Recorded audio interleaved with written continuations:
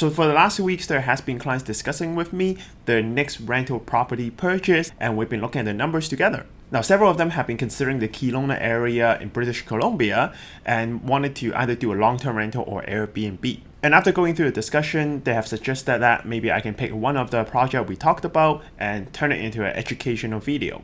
So for this week, that's exactly what I'll be doing. I'm gonna pick one of the pre-sale projects in Kelowna that we were looking at and take everyone through our thought process and numbers and decide whether it's a good purchase in our client situation or not. And at the end, I'll also talk about the general outlook for the second half of 2021 when it comes to housing market. So if you're also thinking about Kelowna, or you just want to learn a little bit more on picking your rental units, then this video will be perfect for you. Now, without further ado, let's get started. So before I start, as a disclaimer, everything we discuss here, what I'll take you through, is just a discussion between my clients and I. Now, in no way am I endorsing or advising against any particular project in general. This is simply for discussion purpose only, and it may or may not apply to you. So do your own research if you're looking at the same project for yourself. And also, all the information I'll be sharing here are either from online sources or other realtors or YouTube videos that I found online. Some numbers I'm unable to get from the sales center, so I just use whatever the realtor is quoting as maybe the closest number that I can get. All right, so one of the property that a lot of my clients brought up they're thinking about is actually Aqua at Kelowna. So it's built by Mission Group. It's supposed to be a 10-year project with 3 phases in total, so they're building 3 towers. The one they're selling right now is Tower 1, which is what my clients are looking at, and it's built for short-term rental, so actually do Airbnb with it. Sales have started and completion is estimated at 2024. Now, Tower 2 and 3 will be in the future, and it will be for long-term rental. So if you're looking for Airbnb business, you have to buy Tower 1. And in there, it actually has quite a bit of amenities. Now, from the website and also the sales center tour, what we can see is that, 5th floor has the pool and hot tub.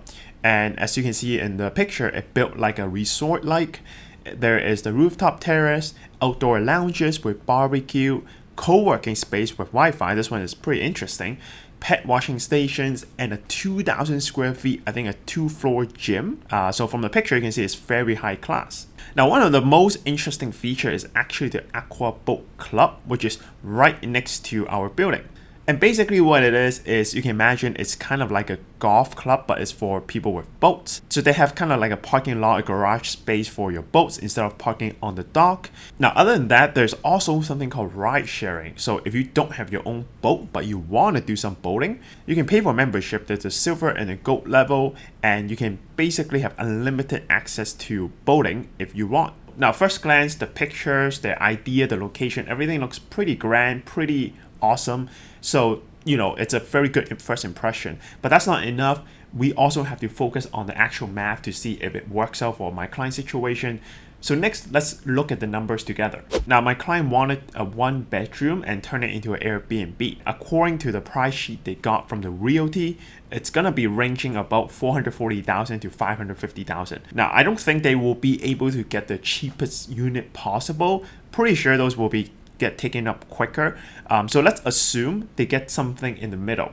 So let's assume it's about $500,000 that they're looking at. So next, we're gonna head over to the same worksheet we've seen multiple times. And this is something that we use internally with our clients every time we want to calculate our rental estimations. First of all, we're gonna look at the HELOCs available. Now, my clients have existing properties, so they have about $280,000 as HELOC, as down payment at 2.95% prime plus 0.5. And the rest they're going to be doing as lending. Now, in that case, we felt like HELOC for the rest of it will be actually more suitable because they really don't want to be cash flow negative. They don't want to fork anything out. However, we haven't talked to a mortgage broker yet at this stage. So if it's not possible, then maybe they would have to do a mortgage and turn it into a 25-year amortization instead. But just for calculation's sake, let's say we have the whole $500,000 borrow as a HELOC and everything is prime plus 0.5, so 2.95%. Now, on top of that, there's also extra closing costs we have to consider. Number one is the $25,000 in GST, which is 5%. That's something we have to pay for pre-sale units. $1,200 in notary or lawyer fee. Also, the property transfer tax, $500K house is going to come out to be $8,000 property transfer tax. And also, since it's an Airbnb, it's not a long-term rental, we have to furnish the whole house. So we're just going to assume we have to spend about $5,000 to decorate the house. Now, in the end, the extra closing cost is going to be roughly about $39,000. So this is something we have to keep in mind for the client as well. On the note of GST, yes, it could be added on the mortgage if the sale price includes the GST. But for discussion purpose, we're just going to assume it's separated. So next, then we have to look at the upkeep cost. First, we have the home insurance. Now, this really varies depending on the strata deductible and also location and also the purpose, etc. So we really can't say what will be the real home insurance cost for Aqua since it's not built yet.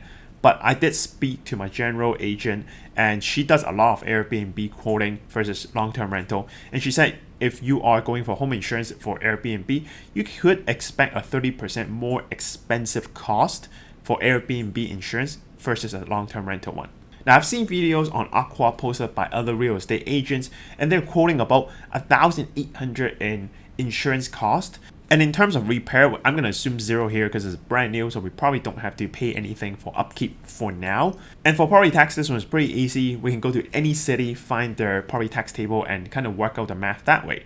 Now for Kelowna, I thought it was kind of expensive. For 2021, according to the table, it's going to be $2,600-ish for a $500K house. Utility, I'm just going to assume 100 a month, so 1,200. Now as for strata, this is something that I tried calling the sales center multiple times, but it seems like no one's picking up or no one's working there. So I weren't able to get the actual rate of the strata fee. But because there are so many amenities with this building, as we see with pools and gym and etc., I'm going to assume it's probably going to be 50 cents per square feet or even more than that. And I'm going to just assume it's 50 cents. The reason why is because I've seen other real estate videos as well, and everyone is quoting $250 for a 500 square feet unit, which translates to 50 cents per square feet.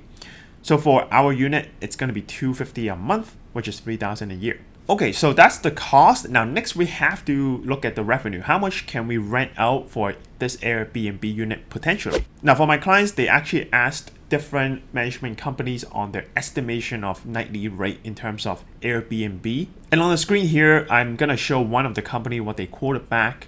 As you can see, this is specifically for the Aqua project, but they're quoting back a 1-bedroom for $200 to $300 of nightly rate as estimation, and then long-term rental is at the top. While the nightly rate looks very attractive because $200 to $300 a night on a packed month, if it's fully rented out, you could be charging your guests $6 to $9K in total per month. However, this being a specific location and area, being by the beach and by the docks, we do have to factor in a possible low and high season, and also the rate they're being quoted is just the nightly rate that is posted on Airbnb website. We also have to take into account Airbnb's own transaction cut and also the management company's own cut, because for my clients, they won't be the ones managing this unit.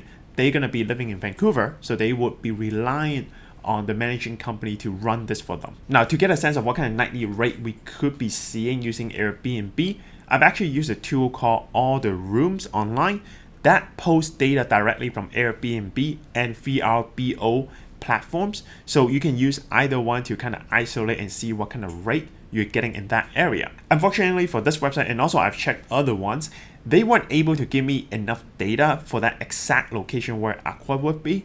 And the best they could do is actually give me the next most comparable, which is downtown Kelowna, and it's 15 minutes drive from this area. So for discussion purpose sake, we're going to look at the downtown Kelowna and see what kind of numbers they're putting in there. All right, so I'm on this website and it's showing a lot of data, as you can see, but we first have to isolate to be a 1-bedroom first, and also we have to isolate to be the entire place, because or else they could also take in 2 bedrooms and assume it's the 2-bedroom with a private room, so now it's a 1-bedroom, which is a different thing.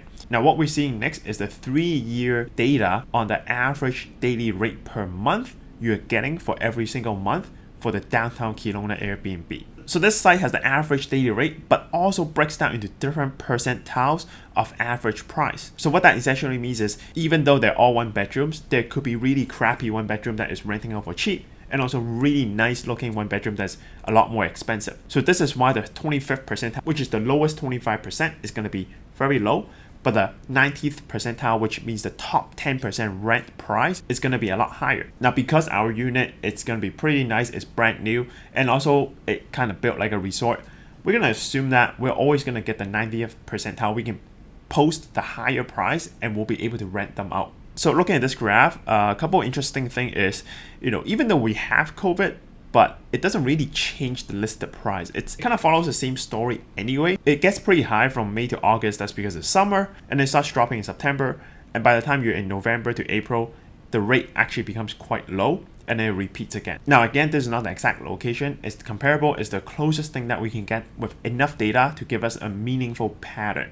When things actually play out, when Aqua is built and rented out, it could be different, but for our calculation's sake, we're going to assume these numbers would be what we're seeing as well.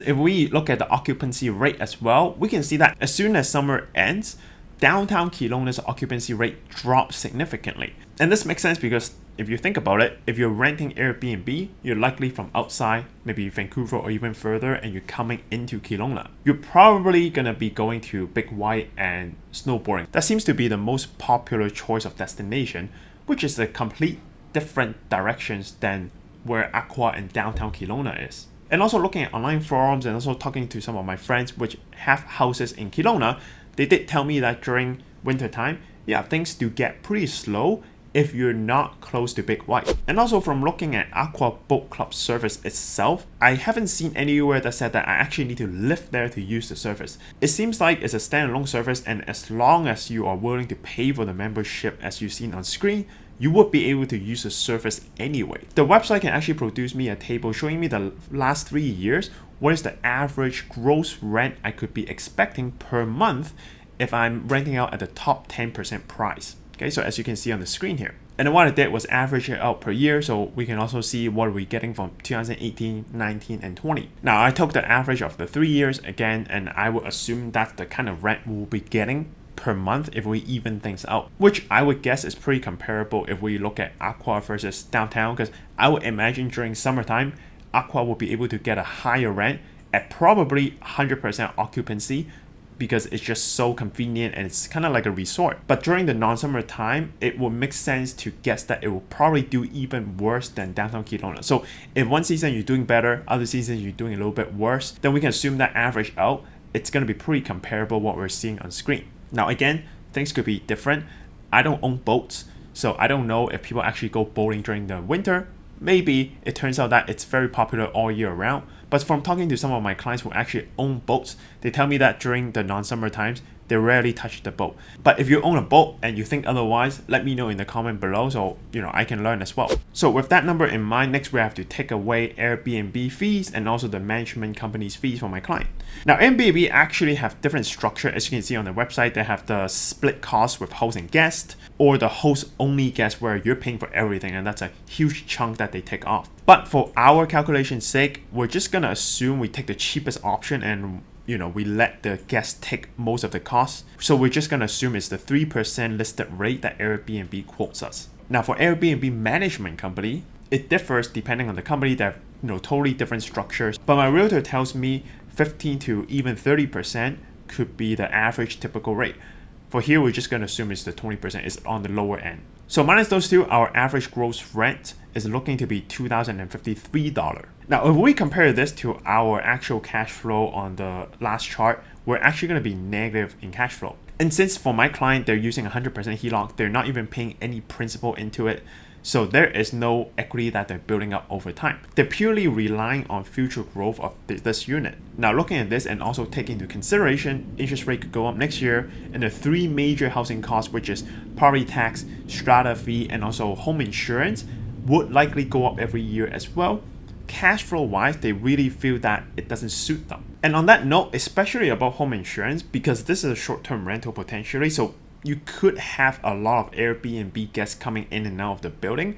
Now, when people are using rentals, they're likely going to exert less care than if it is their own house. And this is also why home insurance is more expensive, because it could lead to more damage potentially. So this might also bring up more fixes or water leaks, which will further increase your insurance and strata fee. And for them, if they just want to buy something and long-term rent or short-term rent out, they can probably find a potential better choice that's within the 300 to 400 range and furnish it or renovate it really nicely.